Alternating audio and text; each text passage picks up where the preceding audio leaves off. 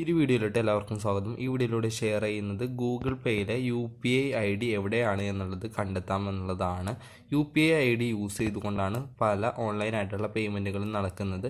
അപ്പോൾ പലർക്കും ഇപ്പോഴും അറിയാത്തൊരു കാര്യമാണ് നമ്മുടെ ഗൂഗിൾ പേയിലെ UPI ID എവിടെയാണ് ഇരിക്കുന്നത് എന്നുള്ളത്. അത് നമുക്ക് എങ്ങനെ കണ്ടെത്താമെന്ന് നോക്കാം.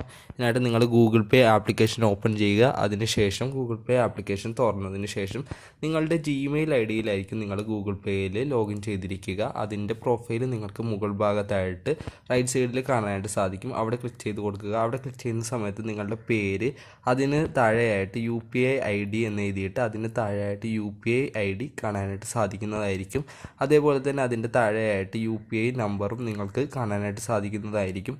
ഇനി UPI ID നിങ്ങൾക്ക് ചേഞ്ച് ചെയ്യണം, അല്ലെങ്കിൽ മാനേജ് ചെയ്യണം, ഡിലീറ്റ് ചെയ്യണം എന്നൊക്കെ ഉണ്ട് എന്നുണ്ടെങ്കിൽ ബാങ്ക് അക്കൗണ്ട് എന്ന് പറയുന്ന ഭാഗത്ത് ജസ്റ്റ് ഒന്ന് ക്ലിക്ക് ചെയ്ത് കൊടുക്കുക. അതിനുശേഷം നിങ്ങളുടെ ലിങ്ക് ചെയ്തിരിക്കുന്ന ബാങ്ക് അക്കൗണ്ടുകൾ ഇവിടെ ലിസ്റ്റ് ചെയ്തിട്ടുണ്ടാകും.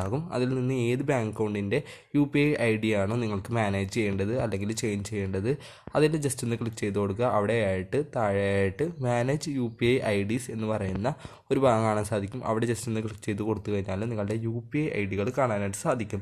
UPI IDകൾ ആഡ് ചെയ്യാനായിട്ട് പ്ലസ് ഐക്കൺ യൂസ് ചെയ്തുകൊണ്ടും നിങ്ങൾക്ക് ഓൾറെഡി ഉള്ള UPI IDകൾ ഡിലീറ്റ് ചെയ്യണം എന്നുണ്ടെങ്കിൽ ആ UPI IDക്ക് നേരെ കാണുന്ന ഡിലീറ്റ് ഐക്കണിലും ക്ലിക്ക് ചെയ്തുകൊണ്ട് നിങ്ങൾക്ക് UPI ID ചേഞ്ച് ചെയ്യാനോ ഡിലീറ്റ് ചെയ്യാനോ ഒക്കെ സാധിക്കും. അപ്പോൾ ഇത്തരത്തിൽ നിങ്ങൾ UPI ID ചേഞ്ച് ചെയ്യുകയാണ് എന്നൊക്കെ ഉണ്ട് എന്നുണ്ടെങ്കിൽ നിങ്ങളുടെ പ്രൊഫൈലിൽ അത് അപ്ഡേറ്റ് ആവുകയും പുതിയ UPI ID റെഡി ആവുകയും ചെയ്യുന്നതായിരിക്കും. നിങ്ങൾ UPI ID തെറ്റിച്ച് കൊണ്ട് കൊടുത്തതിന് ശേഷം നിങ്ങളുടെ പേയ്മെൻറ്റ് ട്രാൻസാക്ഷൻ നടത്തി കഴിഞ്ഞാൽ അക്കൗണ്ടിലോട്ട് കറക്റ്റായിട്ട് ഫണ്ട് വരികയില്ല. അപ്പോൾ ഈ UPI ID എന്ന് പറയുന്നത് ഓൺലൈൻ പേയ്മെൻറ്റിൽ വളരെ പ്രധാനപ്പെട്ട ഘടകമാണ്. നിങ്ങളുടെ ഫ്രണ്ട്സിലോട്ടൊക്കെ ഷെയർ ചെയ്യുക.